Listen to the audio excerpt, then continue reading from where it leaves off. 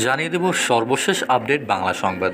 শুরুতেই দেখবেন আজকের প্রধান শিরোনামগুলো। ক্ষমতাচ্যুত প্রধানমন্ত্রী হাসিনার মন্ত্রীদের উপর নিষেধাজ্ঞার আহ্বান জানিয়েছে মার্কিন সিনেটররা। দেশ থেকে পালিয়ে বিদেশেও এখন জায়গা পাচ্ছে না হাসিনার মন্ত্রীরা। পদত্যাগ করেই দেশ ছেড়ে পালিয়েছে হাসিনা, নিজেই গণমাধ্যমে স্বীকার করলেন হাসিনা। এতক্ষণ শুনছিলেন শিরোনাম, এখন দেখবেন বিস্তারিত আলোচনা।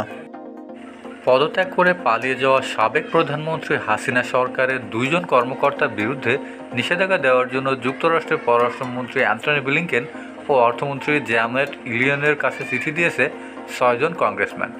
এর মধ্যে সিনেট ফরেন রিলেশনস কমিটির ডেমোক্রেটিক দলীয় সদস্য সিনেটর ভ্যান হেলেন বলেন, বাংলাদেশে যেসব নৃশংস দমনপীড়ন চালিয়েছে তাদের অবশ্যই জবাবদিহিতায় আনতে হবে।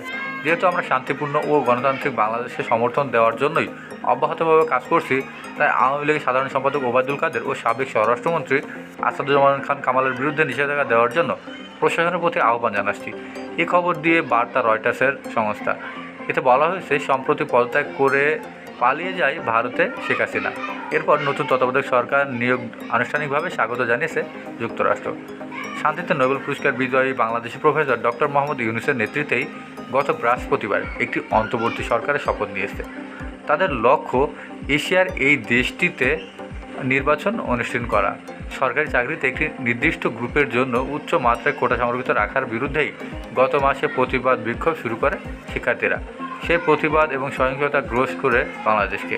এই প্রতিবাদ বিক্ষোভ আরও ভয়াবহ আকার ধারণ করে শেখ হাসিনা ক্ষমতাচ্যুত করে। এর আগে জানুয়ারিতে অনুষ্ঠিত নির্বাচনে টানা চতুর্থবারের জন্য নির্বাচিত হয় প্রধানমন্ত্রী শেখ হাসিনা। তবে এই নির্বাচন অবাধ সুষ্ঠু হয়নি বলে জানিয়ে দেয় যুক্তরাষ্ট্র পররাষ্ট্র মন্ত্রণালয়। প্রতিবাদ বিক্ষোভে কমপক্ষে 300 মানুষকে হত্যার পর ক্ষমতা ছাড়ে হাসিনা। নিহতদের বেশিরভাগই শিক্ষার্থী।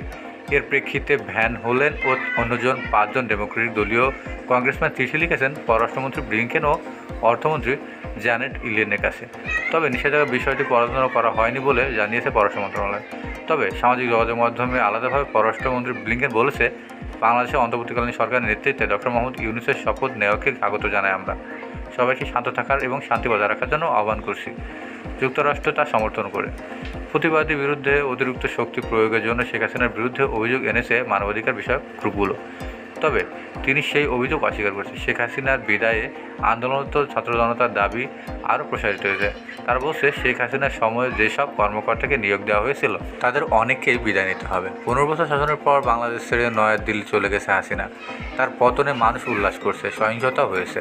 প্রধানমন্ত্রী সরকারি বাসভবনে গণভবনে হামলা হয়েছে, তার পিতার মূর্তিও ভাঙা হয়েছে। ক্ষমতাচ্যুত বাংলাদেশের সাবেক প্রধানমন্ত্রী শেখ হাসিনা জনগণের উদ্দেশ্যে একটি খোলা চিঠি দিয়েছেন। গত 7ই আগস্ট দিল্লি থেকে প্রচারিত এই খোলা চিঠিকে তিনি স্পষ্টভাবে উল্লেখ করেছেন তার পদত্যাগের কারণ। এই খোলা চিঠিতে ভারতের একাধিক সংবাদ মাধ্যম প্রকাশ করেছেন। চিঠিটি ছিল নিম্নরূপ: আমি পদত্যাগ করছি শুধুমাত্র লাশের মিছিল যেন আর দেখতে না হয়। তোমাদের লাশের উপর দিয়ে ক্ষমতা যেতে এসেছিল ওরা, আমি তা হতে দেয়নি। ক্ষমতায় দিয়ে এসেছি, ক্ষমতায় আমি থাকতে পারতাম যদি সেন্ট মার্টিন দ্বীপ আর বঙ্গোপসাগর আমেরিকার হাতে ছেড়ে দিতাম। অনুরোধ রইল, তোমরা ব্যবহৃত হইও না। আমি বলে এসেছি, আমার সোনা সন্তানদের যারা লাশ ঘরে ফিরিয়েছে তাদের যেন বিচার হয়। হয়তো আজ আমি দেশে থাকলেও আরও প্রাণ ঝরতো, আরও সম্পদ ধ্বংস হতো। আমি নিজেকে সরিয়ে নিয়েছি, তোমাদের জয় দিয়ে এসেছি। তোমরা আমাকে চাওনি, আমি নিজেই তখন চলে এসেছি, পদত্যাগ করেছি। আমার কর্মীরা যারা আছেন তারা কেউ মনোবল হারাবেন না। আওয়ামী লীগ বারবার উঠে দাঁড়িয়েছে, আপনারা উঠে দাঁড়াবেন, আশাহত হবেন না। আমি শীঘ্রই ফিরব। এখন আসি মূল কথায়। এই যে রক্তপিপাসু স্বৈরাচারী হাসিনা, এ তো মানুষের জান দিল, এখন তো এর বিচার হবে। তো বিচার হওয়ার আগেই তো পালিয়েছে। দেশে কি আসলে আসা সম্ভব তার? কোনোভাবে সে কি কখনো মন্ত্রী হতে পারবে? কখনোই না।